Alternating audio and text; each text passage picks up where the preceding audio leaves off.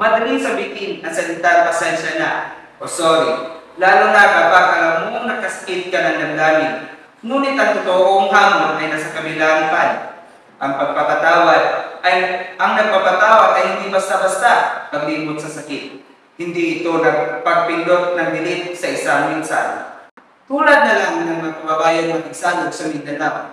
Kapag ikaw ay nagkasala sa kanila, hindi sapat ang paghingi ng tawad, kundi kapag ito ay iyong buhay. Pero teka lang, relax muna kayo. Dahil sa kababayan natin ay hindi pwede na mapag-usapan at arigluhin ang mga alitan.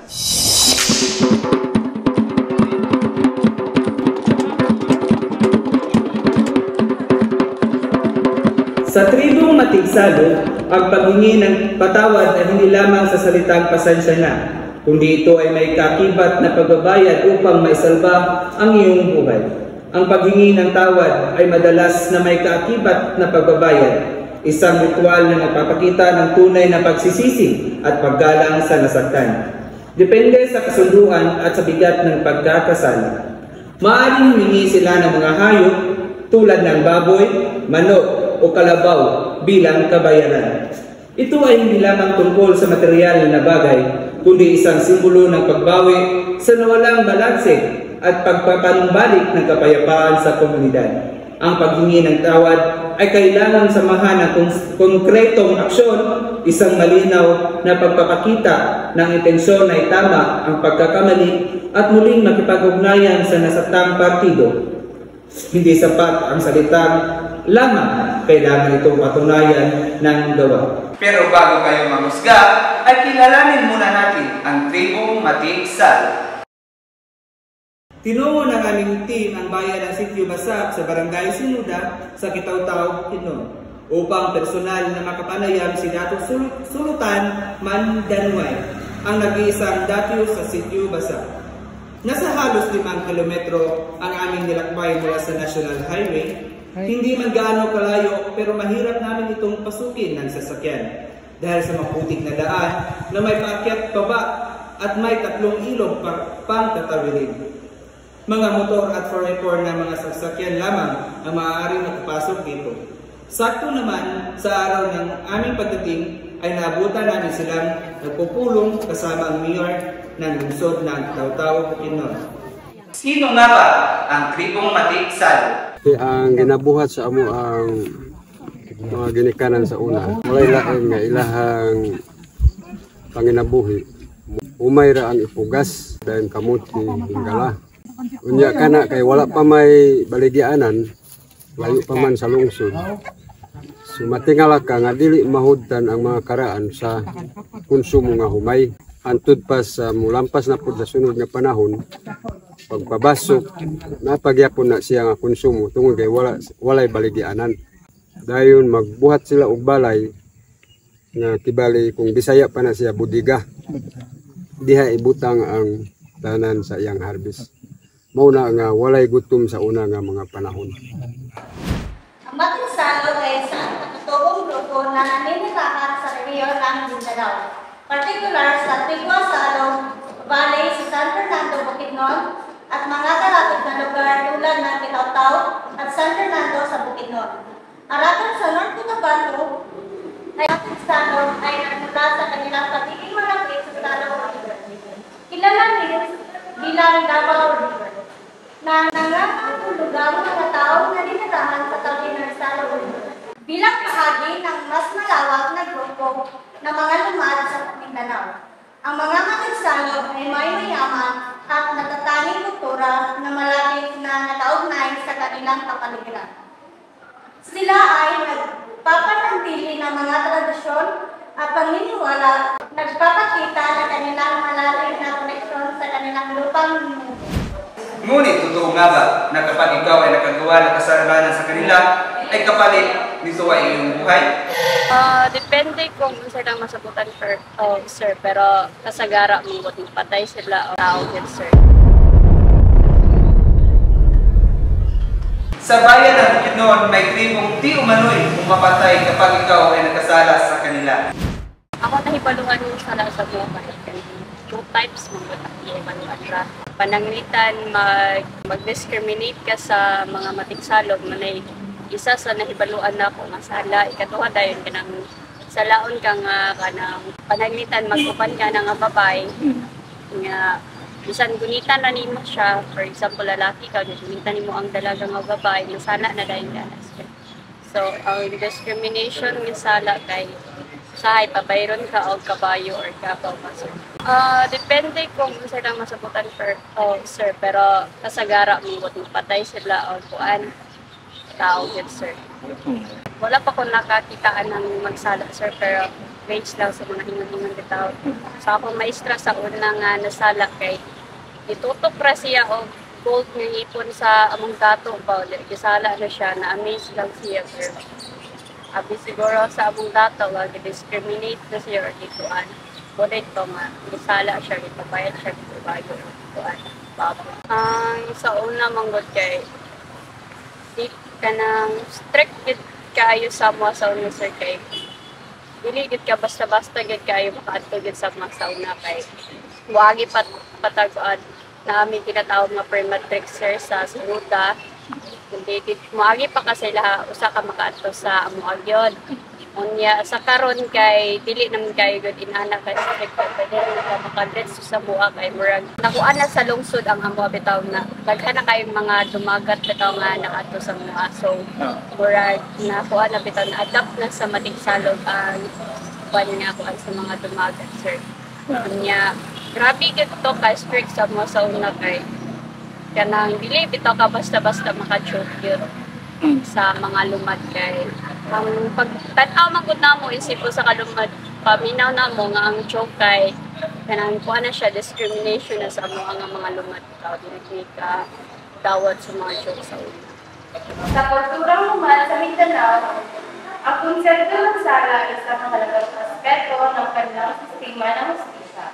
Kapag ang isang member ng tribo o sinuman ay nagkagawa ng krimen laban sa kanilang komunidad, hindi sapat ang simpleng paghingi ng tawad. Ang sala ay nangangahulugan ng obligasyon na magbayad ng kabayaran na maaari sa inyo ng iyak na halaga ng pera o mga hayop tulad ng baboy, manok o kalabaw. Bilang handog o alay para sa nagawang kasalanan. Ang halaga o oris ng handog ay hindi dapat sa bigat ng krimen at sa nakakasunduan ng mga leader ng tribo. Ito ay isang paraan upang maibalik ang balanse at kapayapaan sa komunidad na naapektuhan ng krimen. Kung ang taong makagawa ng sala ay hindi makabayad o tumaging magbayad, maaaring humatong ito sa mas mabigat na parusa. Kabilang ang kamatayan bilang pagpapatupad sa kanilang tradisyonal na batas.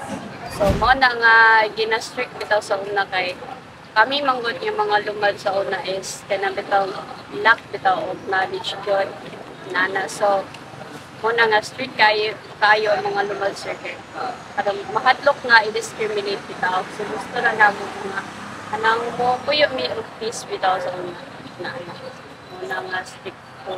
Sa aming pagtungo sa Sitio Basak sa Barangay Sinuda, ay nakapanayam namin si Dato Sulutan Mandanuay, ang natatanging dato sa Sitio Basak. Pananglitan na ay mo panamas-tamas sa amo ang kultura para maangkon nato ang kahusay kalinaw ang kadtong biktima muadto sa mga leader sama sa kapitan sa sitio, purok leader dahil dito na mga dato para maangkon ang kahusay kalinaw. Pero sa una nga panahon kung gisaway ka, kung unsay imong mga tikil sa imong lawas, wala na pangutana, mupatay dahil na siya. Ang proseso nga pagahimon sa makaron nga nakapatay ko og tao. Mudritso ko sa dato. Dato nga tribo. Dili pa mulihok ang dato. Naapoy ginatawag nga kanang sa balaod pa na siya filing fee. Mudala siya manok. Kaduguan kadtong kuan pamalason kadtong dato. Nga dato nakapatay kog tao. Nakapatay kog tao. Na muingon na dayon ang dato na sige, nakay kabayo. Tabaw, muingon nga wala. Sige. Tago sa didto. Kay ako sang sulbaron. Ang himuon pud sa dato kung dili makakaya, kung mo kuha pud siya og baboy unsa ba diya manok. nga imuon nga padugo sa iyang gitapok nga mga dato pang dipadugo dahil gipangbutangan o dugo ang ilahang palad para ang espiritu sa labaw makagahom nga sayon ra nimo pangitaon ang butang nga para isulbad anang nisampit sa imo nga mao nga problema. Mao na ang style namo sa una.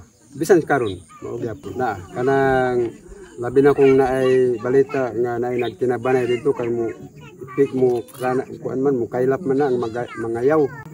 So ang himuon pud namo labi kay napalawman karon sa bahani nga gi-organize sa gobyerno. Pasabton ang mga bahani nga naay di mo gwardiya palibot. Gwardiya palibot. Pag naa gani inyo makita nga di ninyo mailhan, automatic manawag diri kay para makapangandam ta. Ang himuon po sa dato nga tawag dito kung asa gikan nga problema, ari mo diri kung diri man ang nasuspek pananglitan nga nakabuhat og salaod, ari mo diri kay atong istoryahon na siya para maangkon nato ang kausa. Kanang kuan, kanang pinaagi sa pagritual. Sama gyapon na siya sa magsisimba. Karon og nagsimba ka lang diha nga wala gid nimo isalig sa Ginoo nga imong ginasampit. So dili na siya mo ipit. Pero kung kaning nanubad pod kanang nagritual, kung sincere ka nga nisampit sa Ginoo, kana mo ipik gid na siya. Kung sa una naka-apekto kay mababagan man ang plano sa mga lumad. Pero karon kay na civilized na, so magpasalamat pud ni kay dako kay makatabang. Kay pananglitan gahi na siya sa pangkultura. So magbuhat ang dato sa indoors dito sa gobyerno para maaksyonan na siya dako. Sa komunidad ng lumad sa Mindanao, ang kapayapaan ay isang pinakamahalagang yaman na kanilang pinangangalagaan. Walang puwang para sa mga masasamang gawain o anumang uri ng kaguluhan na maaaring makasira sa kanilang harmonya. Ang kanilang kultura ay nakabatay sa respeto sa isa't isa sa kalikasan at sa kanilang mga tradisyon. Kapag mayroong nagkasala at nakasira ng kapayapaan, hindi sapat ang simpleng paghingi ng tawad. Kailangan niyang magbayad ng sala. Isang handog o kabayaran na napagkasunduan ng leader ng tribo. Ito ay maaaring sa anyo ng mga hayop o iba pang mahalagang bagay. Ang layunin natin nito ay may balik ang balanse at mapanumbalik ang kapayapaan sa komunidad. Kung ang nagkasala ay walang kakayahang magbayad o tumupad sa kanilang kasunduan, ang kanyang buhay ay maaaring malagay sa bangan. Ito ay hindi dahil sa pagiging malupit, kundi bilang pagpatupad ng kanilang tradisyonal na batas at pagpapanatili ng kaayusan sa kanilang komunidad. Ang buhay ay tinuring na sagrado, ngunit ang kapayapaan ng buong tribo ay mas mahalaga pa. Ito ay dapat protektahan sa anumang paraan.